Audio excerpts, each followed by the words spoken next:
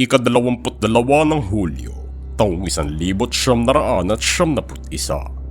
Matagumpay na nahuli ng mga otoridad si Jeffrey Dahmer, isa sa mga pinakamalalang serial killer sa buong mundo, nang puntahan ng mga ito ang kanyang bahay matapos makatakas ang isa sa kanyang mga biktima. Nakita dito ng mga kapulisan ang litrato ng mga putol-putol na katawan, dahilan upang formal na arestuhin nila si Dahmer. Ngunit nang galugarin pa nila ang mga kwarto nito, tumambad pa sa kanila ang mga hiwa-hiwalay na parte ng mga katawan at mga bugo. Ilan lamang sa kanyang mga naging biktima sa mga nagdaang taon ng kanyang karumal-dumal na krimen, nang panlilinlang sa mga kapwa kasarian upang makipagtalik sa kanyang tinutuluyan para lamang patayin ang mga ito at minsan kainin pa ang kanilang mga katawan.